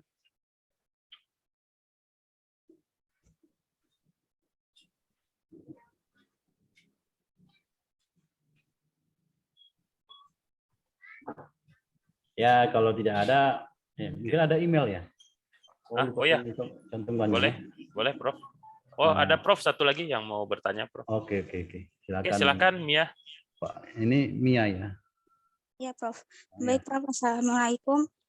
Perkenalkan saya Mia, Nah, mahasiswa S2 Telkom, Sistem Informasi. ya. Pertama saya mau nanya, misalkan ada suatu permasalahan tentang data, kan jadi analisis data itu kan buat machine learning itu kan ada yang namanya deep learning ya, yang Prof ya, Prof. Nah, Ya. itu bedanya antara machine learning sama deep learning itu apa? Terus yang kedua, kalau misalkan kita udah punya data, terus kan kita pakai proses cleaning ya, Prof ya. Nah, sedangkan pas waktu kita udah proses cleaning, ternyata banyak yang datanya itu enggak bermutu gitulah, Prof. Sedangkan untuk mau ngambil data laginya itu kan harus ke export, itu kan lumayan agak sulit ya, Prof gitu. Nah, itu solusi kayak gitu seperti apa? Terus yang ketiga, maaf ya Prof kalau banyak. Terus yang ketiga, kalau misalkan kan ada metode algoritma ya, Prof ya. Nah, kita pakai metode algoritma, ternyata saat kita menggunakan metode algoritma perhitungan manual dengan alat kayak misalnya RStudio atau Python gitu, itu ternyata tingkat akurasinya atau tingkat hasilnya itu beda. Itu apakah ada yang salah di datanya atau perhitungannya atau apakah seperti itu, Prof? Terima kasih, Prof. Yang pertama tadi apa? Beda apa? Machine learning sama deep learning. Oh, deep learning ya, deep machine learning. Tambah deep-nya aja kan itu kan? Ya, Iya. sebenarnya ini hanya diperluas ya. Jadi machine learning itu diperluas saja, apa namanya? Namanya juga deep, didalamkan kemampuannya gitu. Nah, jadi tentunya untuk memperdalam kemampuan itu perlu kajian ya, kajian yang manapun kita bisa membuatnya sebagai sesuatu yang luar biasa kan. Seperti yang apa namanya itu ya, menggabungkan. Saya ada satu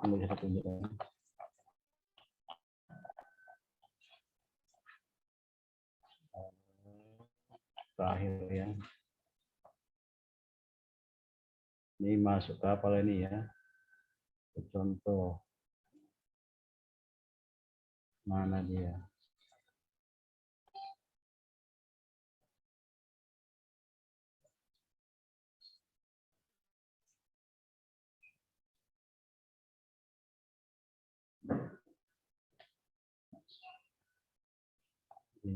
Deep learning, deep insight. Ini dah dua.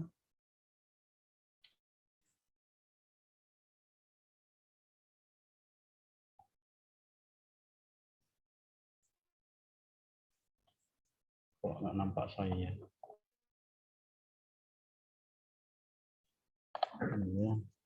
Dia masuk di ini ya. 74, 75, 76.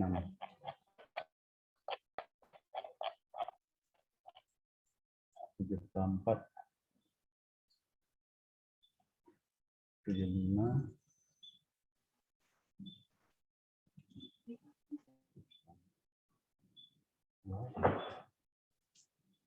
Deep learning. Oh, enggak di sini dia. Tak masuk dia. Ada yang sifatnya itu kalau kita buat mana saya menerangkannya supaya jelas sama si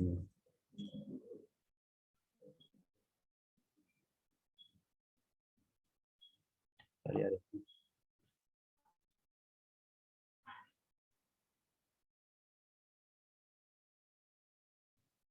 Ya. Nah ini aja lah. Jadi kalau kita lihat ini, ya. Nah di sini, ini kan sebenarnya ini. Jadi bagaimana kita membuatnya supaya apa namanya? Supaya maka digabungkan metode-metode yang sudah ada ya. Ini kan dia sifatnya bukan inilah ya, adalah yang sifatnya penggabungan. Nah ini dia. Nah ini kan Anda lihat nih. Walaupun dia sebenarnya sederhana ya, yang kita gali itu kan cuma investasi numpang. Ya. Tapi kan supaya dia machine learning kita itu supaya jadi begitu kuat ya. Maka kita gabungkan dengan metode-metode yang sudah ada lain gitu untuk menghasilkan. Nah, ini saya lakukan seperti ini. Yang saya investigasi itu kan dia numerik. Sifat-sifat numerik dari air ya. Dari air yang dilakukan penekanan ya, dalam ruang metal, mempelajarinya kan machine learning ya, mengajarkan kepada apa namanya itu tabungnya itu supaya kekuatannya bagaimana sebenarnya ya. Tapi tidak langsung digunakan ini, kita menggunakan data ya, investigasinya, makanya itu namanya deep learning. Yang kita gunakan itu metode-metode yang kira-kira cukup bagus untuk di-combine. Nah, itu satu caranya. Nah, kemudian tadi, apa lagi tadi ya? Data, Prof. Data. Jadi kan data itu kan diproses. Oh ya, data itu kalau ada yang dia, tiba-tiba dia, kalau kita screening, ternyata tak ini kan, tidak sesuai harapan gitu. Mau meneliti kembali ke tempat asalnya, maka sebenarnya kalau kami bidang computer science dan saya orang matematik, saya lakukan itu adalah yang harus dilakukan. Biar aja begitu datanya, nggak masalah. Biar aja begitu datanya. Maka kita lakukan pembelajaran dengan cara simulasi semuanya. Jadi kita lakukan simulasi dengan segala macam parameter yang berbeda. Apakah nanti data itu kan munculnya dengan parameter atau variabel-variabel yang berbeda kan? Pasti begitu kan? Karena dia datanya kan tidak sama. Kalau kita hilangkan yang di luar rata-rata itu bagaimana? Itu kan yang dia sebabnya itu hasilnya. Kalau kita masukkan bagaimana? Nah, itu simulasi namanya. Maka nanti ada pendekatan-pendekatan yang harus dibuat kan. Jaraknya itu. Jadi apakah kita ingin mengubah data itu ke jarak tertentu supaya dia dapat, kalau dalam ilmu ilmu statistik, data itu tidak bisa diproses tanpa sifatnya konvergen. Compact. Kalau tidak uncompact, gimana? Nggak bisa. Nah, karena itu selalu, misalnya apa yang compact? Compact itu piring compact, ya cembung kan? Jadi semua data di dalam piring itu maksudnya. Nah, bagaimana kalau dia secangkir kopi, gagangnya itu? Nah, di dalam gagang itu nggak ada lagi itu apa? Itu artinya uncompact. Ya. Tapi di dalam tabungnya, di dalam cupnya itu adalah compact kalau data. Jadi kita mau selalu menghubungkan, selalulah yang kena screening itu adalah di tangkai itu, di tangkai cup itu, kalau istilah kopinya. Supaya jangan apa ya, ngantuk. Nama kopi yang terdengar gitu. Itu artinya gitu. Nah, itu maksudnya. Ngerti maksudnya, Bang? saya tadi kimia ya. Jadi lakukanlah simulasi. Baik, Prof. Ya. Ada lagi, pertanyaan lagi. 3 tadi saya dengar. Yang ketiganya perhitungan algoritma, pakai metode algoritma. Oh, tapi sudah terjawab dengan itu tadi. Udah Pak. Nah, iya. Prof. Oke. Makasih, Prof. Ya, sama. Oke, terima kasih Prof. Tampaknya waktu juga yang memisahkan kita ya Prof. Ya. Ini kalau di sini sudah mulai mau Gelap, menjelang ya. maghrib nih ya, udah mulai gelap Prof. Mata-mata terang. kita juga udah mulai. Kalau di sana hampir setengah jam lagi ya Prof. Iya, setengah jam lagi baru maghrib. Nah, kangen saya Prof, saya udah lama nih nggak ke Medan Prof, udah hampir 3 tahun. 3 tahun ya. Iya Prof. Insya Allah. Ini pun tak bisa juga jalan-jalan, ngapain lah, datang nantilah kalau mau Iya datang. juga ya. Ya.